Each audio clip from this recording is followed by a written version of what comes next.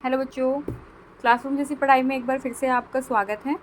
बेटा मैं आपके लिए लेकर आई हूँ 9th क्लास के बच्चों के लिए 6 चैप्टर। ये उत्तक चैप्टर है और मैंने 5th चैप्टर की भी वीडियोस अपने चैनल पर डाली हुई है, आप उसको देख सकते हैं।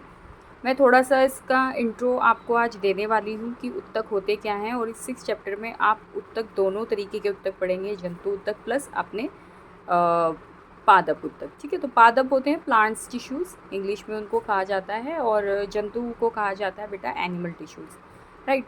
तो थोड़ा सा सबसे पहले हम ये देख लेते हैं कि इसमें किस तरीके की इन्होंने समरी बनाई हुई है। ठीक है ना, उत्तक क्या है, और उत्तक आपके दो तरीके से डिवाइड है, पादप उत्तक में और आपके जंतु उत्तक में। ठीक है, आई होप कि आपको क्लियर दिख रहा होगा। ठीक है, फिर ये इसी तरीके से पूरा इनको समराइज़ किया है कि पादप उत्तक दो उत्तक में बटे हुए हैं, विभज्योतिकी उत्तक और स्थायी उत्तक।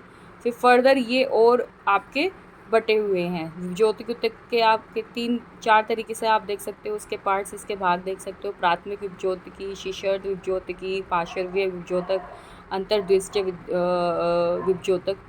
इस तरीके से सारे उत्तक आपके बटे हुए हैं। सब पूरी समरी इन्होंने चैप्टर की सबसे पहले आपको समराइज़ किया हुआ है, बताया हुआ है कि आपको इन चैप्टर में ये पॉइंट्स आपको पढ़ने हैं।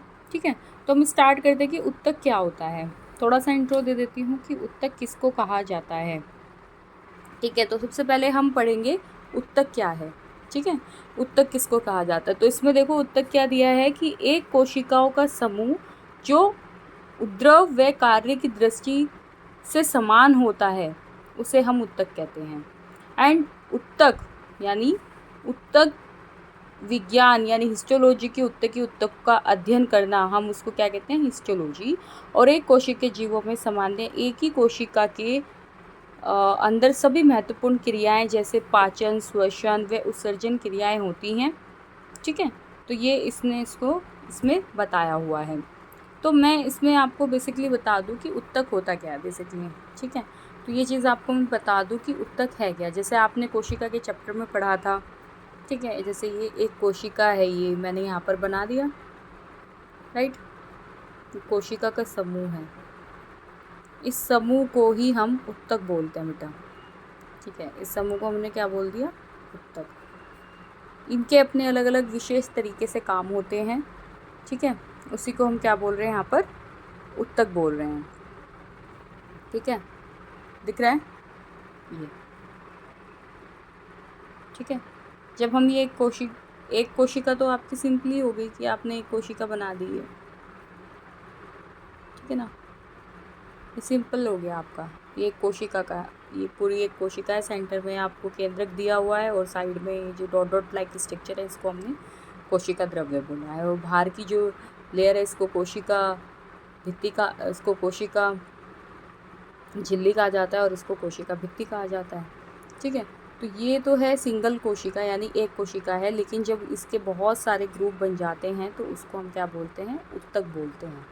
ठीक है, तो वही चीज़, और इन सब का एक ही तरीके से काम होता है। अगर कहीं पर आप देखो कि आपकी आँखों की कोशिकाएं, तो हमारी जो आँखों की कोशिकाएं हैं वो हम देखने का कार्य करती है, और बाकी और भी कार्य करती है।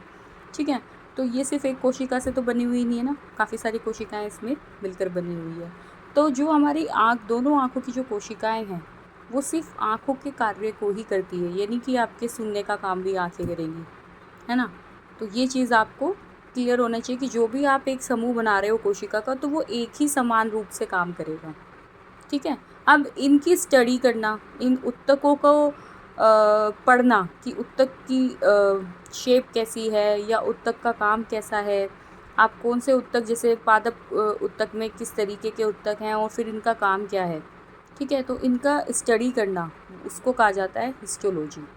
ठीक है, तो उत्तकों के बारे में अध्ययन करने के शब्द को हमने यहाँ पर बोला है हिस्टोलॉजी।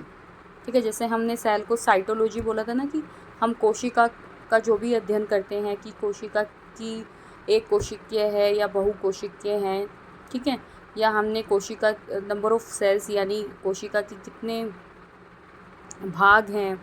ठीक है, कोशिका एक कोशिका है या दो कोशिका हैं, उनकी शेप कैसी है, उनका आकार कैसा है।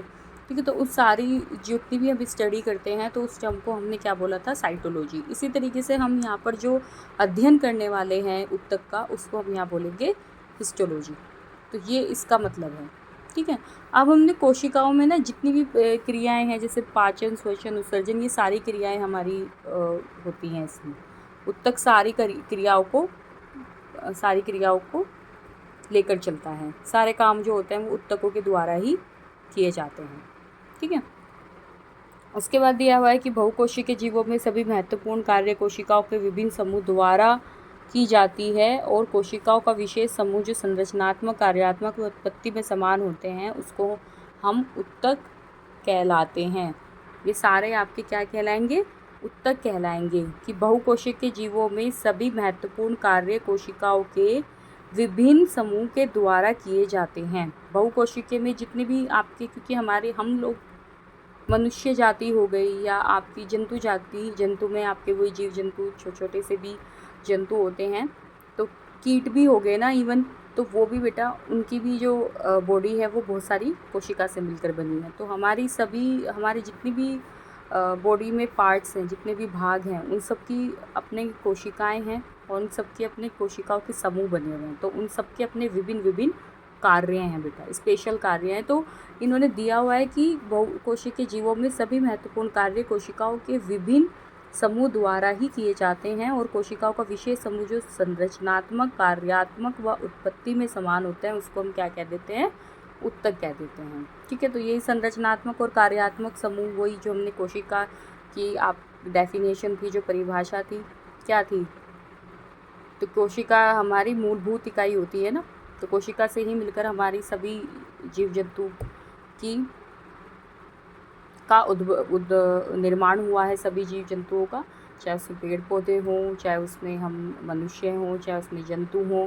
तो सभी का जो निर्माण हुआ है वो कोशिका से ही मिलकर, सबके बॉडी स्ट्रक्चर जो है वो कोशिका से मिलकर ही बने हुए हैं, ठीक है। तो ये तो था ऊतक के बारे में, तो ऊतक इसको ही कहते हैं हम, ठीक है, ठीक है बेटा। तो बस इतना सा मैं शॉर्ट्स डाल रही हूँ आपके लिए, बाकी आप मुझे बताइएगा। आगे हम कल पढ़ेंगे कि पादप ऊतक आपके 2 प्रकार के हैं, विभज्योतिकी ऊतक और स्थायी ऊतक। फिर इन्होंने विभज्योतिकी ऊतक के 3 पार्ट दिए हैं, शीर्षण, पार्श्वर्य और अंतर्दृष्टि। और इसमें स्थायी ऊतक है जो इसमें आपका एपिडर्मिस ऊतक है जो आपका, और एक सरल स्थायी ऊतक है, ठीक है। फिर ये भी आपका फर्दर डिवाइड है, सरल स्थायी ऊतक आपका पैरेन्काइमा में, कोलेनकाइमा में, स्क्लेरेन्काइमा में बटा हुआ है।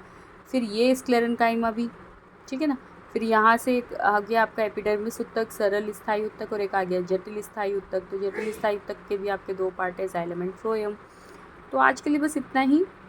मैं इसको कल कंटिन्यू करूँगी। आपको मेरी वीडियो कैसी लगी आप मुझे ज़रूर बताइएगा। थैंक यू बच्चों।